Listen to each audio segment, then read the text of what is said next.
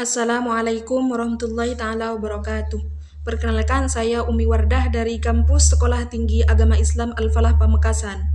Dalam kesempatan kali ini saya akan menjelaskan tentang kedudukan peserta didik dalam teknologi pembelajaran. 1. Peserta didik sebagai subjek pembelajaran berarti bahwa mereka memiliki peran aktif dan sentral dalam proses pembelajaran. Mereka tidak hanya sebagai objek yang menerima informasi, tetapi juga sebagai individu yang memiliki kebutuhan, minat, dan kemampuan yang unik. Maksudnya, peserta didik bukan hanya penerima pasif dari pengetahuan yang diberikan oleh guru, tetapi mereka berperan aktif dalam proses pembelajaran. Artinya, mereka ikut berpikir, bertanya, mencari tahu, mencoba, dan mengembangkan pemahamannya sendiri. Yang kedua, peserta didik sebagai pengguna teknologi berarti bahwa mereka menggunakan teknologi untuk mendukung proses pembelajaran dan meningkatkan kemampuan belajar. Maksudnya, tidak hanya sebagai penerima informasi, tetapi juga aktif memanfaatkan teknologi seperti komputer, internet, aplikasi pembelajaran, atau media digital lainnya. Peserta didik sebagai pengguna teknologi berarti siswa memanfaatkan teknologi secara aktif, cerdas, dan bertanggung jawab untuk memperdalam pengetahuan dan meningkatkan keterampilan belajar mereka. Namun, perlu diingat bahwa penggunaan teknologi juga harus diimbangi dengan kemampuan dan menggunakan teknologi secara bijak dan bertanggung jawab. 3. Peserta didik sebagai pencipta dan inovator. Peserta didik sebagai pencipta dan inovator berarti bahwa mereka memiliki kemampuan untuk menciptakan sesuatu yang baru dan bernilai inovatif. Maksudnya, peserta didik tidak hanya menggunakan pengetahuan yang sudah ada, tetapi juga mampu menghasilkan ide, karya, atau solusi baru yang bermanfaat, seperti berpikir kreatif, berinovatif, dan menghasilkan sesuatu yang orisinal. Intinya, peserta didik sebagai pencipta dan inovator berarti siswa berperan aktif dalam menciptakan dan mengembangkan ide atau karya baru secara kreatif dan bermanfaat. Guru dapat membantu peserta didik untuk menjadi pencipta dan inovator itu dengan 1.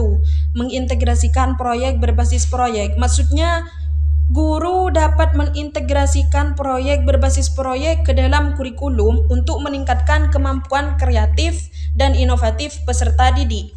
2. Mendorong eksperimen dan pengambilan risiko. Maksudnya, guru dapat mendorong peserta didik untuk melakukan eksperimen dan pengambilan risiko dalam menciptakan sesuatu yang baru.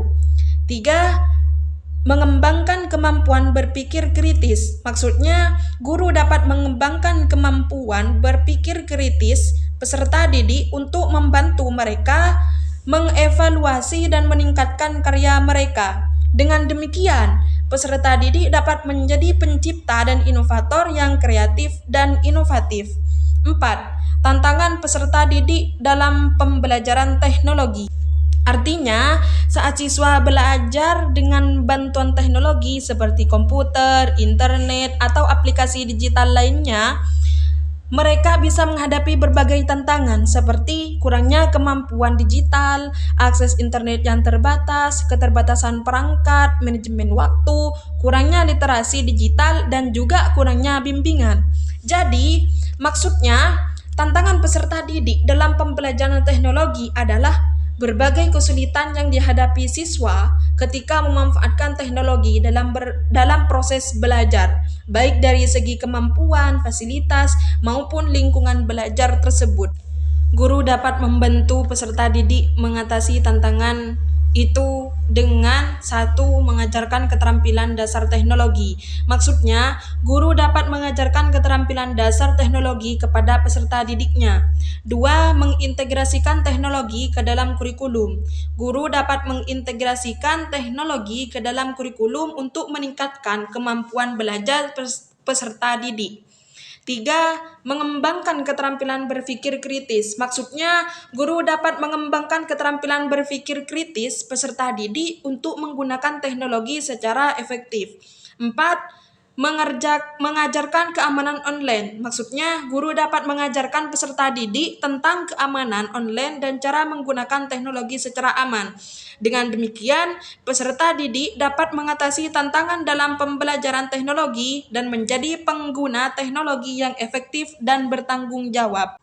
Mungkin itu yang dapat saya sampaikan. Jika ada kesalahan, mohon dimaafkan. Kurang lebihnya mohon maaf. Wallahul muwaffiq ila aqwamit thoriq. Wassalamualaikum warahmatullahi taala wabarakatuh.